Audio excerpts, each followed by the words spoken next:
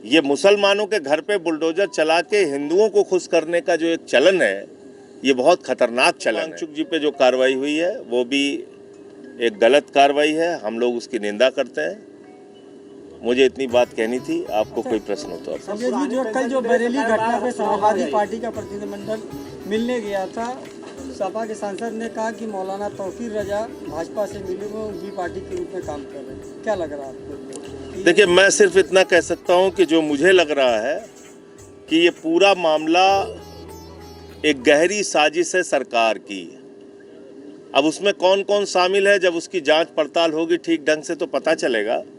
लेकिन आप मुझे बताइए कि एक तरफ शुरू हुआ आई लव मोहम्मद, जबकि इस्लाम धर्म में ये कहा जाता है कि जब भी आप हजरत मोहम्मद साहब का नाम लीजिए, आप कहिए हजरत मोहम्मद साहब सल्लल्लाहु अलैहि वसल्लम। तो एक प्रतियोगिता के तौर पे ये शुरू हुआ। फिर उसके बाद आई लव महादेव शुरू हो गया, भगवान भोले शंकर महादेव के नाम पे आई लव महादेव शुरू हो गया। चलिए, इस दौरान भी कुछ नहीं हुआ, लोग इसके बहकावे में, भड़कावे में, लड़ाई में, झगड़े में नहीं पड़े। फिर अचानक एक दिन पता चलता है कि तौकीर रजा जी ने कोई आह्वान किया है कि जुमे की नमाज के बाद हम लोग निकलेंगे और इकट्ठा होंगे, और बाहर बवाल होता है और फिर ये घटना। तो इससे तो ये साफ तौर पे जाहिर हो रहा है कि एक मामला जो पूरी तरीके से शांत हो चुका था उसको उकसाया गया, और उसके बाद से मुख्यमंत्री जी लगातार हमलावर हो जाते हैं। तुरंत से तुरंत जैसे ही वो घटना होती है, तुरंत मुख्यमंत्री जी सक्रिय हो जाते हैं, बुलडोजर चला देंगे, उल्टा टांग देंगे, जो भी उनकी भाषा बोलने की शैली है वो अपना बोलना शुरू कर देते हैं। तो ये कैसे हो रहा है? इसका मतलब ये मिला जुला खेल है, लेकिन इसमें निर्दोष लोग पिस रहे हैं। उनके घरों पे बुलडोजर चलाया जा रहा है, उनको अपमानित किया जा रहा है, उनको कहा जा रहा है कान पकड़ो, हाथ जोड़ो। ये तो ठीक नहीं है। जब सुप्रीम कोर्ट का साफ तौर पे आदेश हो चुका है कि आप किसी का भी घर ऐसे बुलडोजर नहीं चला सकते हैं, कानून में तमाम धाराएं मौजूद हैं, अगर किसी ने कोई अपराध किया है तो उस धारा के तहत उसके ऊपर कार्रवाई कीजिए। बुलडोजर चलाने का अधिकार आपको नहीं है। यही चीफ जस्टिस साहब, गवाई साहब, इनका आदेश है। तो जो अधिकारी आज उछल कूद कर रहे हैं बीजेपी सरकार के कहने पे, जब कानून के दायरे में इसकी जांच पड़ताल होगी, जो बुलडोजर चलाया जा रहा है बरेली में, तो उनको नौकरी से हाथ धोना पड़ेगा। और एक बात मैं आपको बता दूं, ये मुसलमानों के घर पे बुलडोजर चला के हिंदुओं को खुश करने का जो एक चलन है, ये बहुत खतरनाक चलन है। मैं देख के आया, संत रविदास गेट के सामने काशी में 100 साल पुरानी दुकान जमींदोज कर दी गई, एक मुसलमान नहीं था उसमें। मैं देख के आया, हजारों मकान और दुकान सड़क चौड़ीकरण के नाम पे जमींदोज कर दिए गए। काशी के अंदर, मोदी जी के क्षेत्र में मैं बता रहा हूँ। चले जाइए, रामपथ के नाम पे हिंदुओं की दुकान, मकान अयोध्या में तोड़ दिए गए, जमींदोज कर दिए गए। तो 8, 10, 20, 100 हमारे खुद के गृह जनपद सुल्तानपुर में 35 वाल्मीकि समाज के लोगों के घरों पे बुलडोजर चला दिया।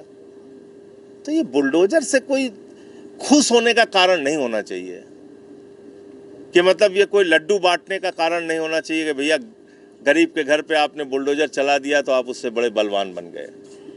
ये ठीक बात नहीं है। तो सुप्रीम कोर्ट के आदेशों की धज्जियां उड़ाई है भारतीय जनता पार्टी की सरकार ने बरेली में, और कानून में धाराएं हैं, अगर कोई अपराध करता है तो कानूनी रूप से कार्रवाई कीजिए।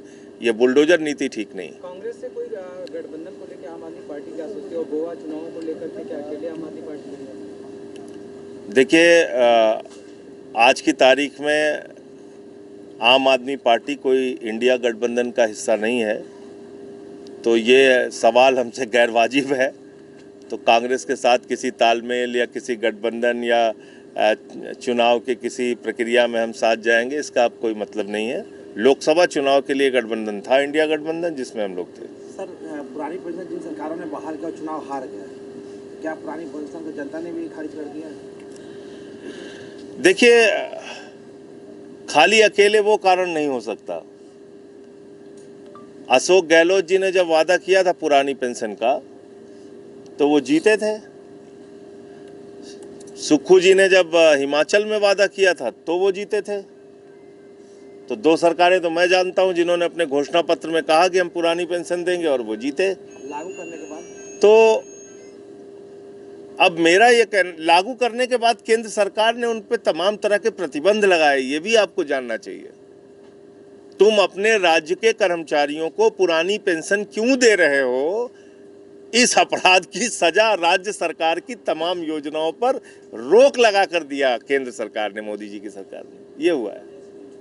बिहार में बीजेपी की सुझाव यात्रा शुरू होने जा रही है जो 20 अक्टूबर तक चलेगी। अब किस बात का सुझाव देंगे?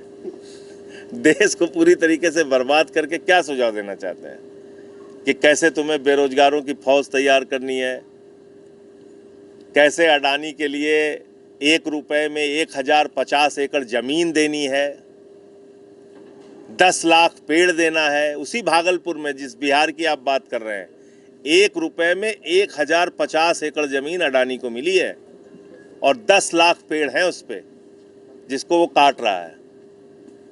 तो मोदी जी कहते हैं 1 पेड़ माँ के नाम और 10 लाख पेड़ अडानी के नाम, 1 रुपए में। ये हो रहा है, कोई बोलने वाला नहीं है, कोई आवाज उठाने वाला नहीं है। 15 लाख करोड़ रुपए चंद पूंजीपतियों का माफ कर दिया इन्होंने। हेयर कट के नाम पे 5,44,000 करोड़ रुपए माफ कर दिया। मैंने सारी लिस्ट पढ़ी है, पार्लियामेंट में बार बार कहा है कि जब आपको किसान का कर्जा माफ करना होता है, नौजवान का कर्जा माफ करना होता है, तो आप कहते हैं आपके पास पैसा नहीं है। जब आपको नौकरी देनी होती है कहते हैं आप पैसा नहीं है। लेकिन आपको अपने पूंजीपति मित्रों के लिए पैसा है। तो ये जो विषमता है जब तक ये दूर नहीं होगी, और बिहार की तो हालत बहुत ही चिंताजनक है रोजगार के सवाल पे या किसानी के सवाल पे। तो अभी एक पूरा क्षेत्र है जो हर साल बाढ़ में डूबा रहता है। अब बिहार की जनता, वोट चोरी का भी एक मुद्दा है वहाँ पे, क्या वहाँ की जनता फैसला लेती है, देखिए। अच्छा संजय जी, आपके कार्यकर्ता कुंज बिहारी की हत्या हुई तो उसको लेकर क्या आपने उन्हें प्रयास किया? पूरे उत्तर प्रदेश के सभी जिलों में आम आदमी पार्टी ने उसको लेकर आंदोलन किया, प्रदर्शन किया। हमारे कार्यकर्ताओं पे फर्जी मुकदमे लिख के उनको प्रताड़ित करने की कोशिश की जा रही थी। उस पे प्रशासन शासन से बातचीत करके हमने उस पर रोक लगवाई और चेतावनी दी कि अगर आप ऐसी हिम्मत करेंगे तो फिर इसके लिए एक बड़ा आंदोलन होगा। तीसरा, उनके परिवार को मुआवजा दिया जाना था, जिसके बारे में खुद प्रशासन ने जाके उनको भरोसा दिलाया था, उनसे बातचीत की थी। लेकिन ये धोखेबाज लोग हैं, आज तक उनके परिवार को मुआवजा नहीं दिया गया। पीड़ित परिवार से और हाँ, आता हूँ, उस पर भी आता हूँ, आपका जवाब तो मैं दूंगा। पीड़ित परिवार से जिस दिन मुझे मिलना था उसके ठीक पहले उनको 5 घंटे दबाव बनाकर प्रशासन ने उनसे ये बयान दिलवाया कि आम आदमी पार्टी से हमारा कोई लेना देना नहीं है। तो अब आप समझ सकते हैं मेरी परिस्थिति। तो मैंने कुंज बिहारी के लिए लड़ाई भी लड़ी, आवाज़ भी उठाया, आगे भी आवाज़ उठाऊंगा। लेकिन अब उनके परिवार की अपनी एक, उनके साथ हम नहीं चाहते कि मेरे वजह से वो परेशान हो, तो वो बात अलग है। लेकिन उसकी हत्या हुई, अपराधियों की गिरफ्तारी का मामला था, तो वो जो भी इन्होंने दबाव बनाया हो, इनका तो कहना है हमने दबाव बनाया, तो वो लोग हाजिर हुए।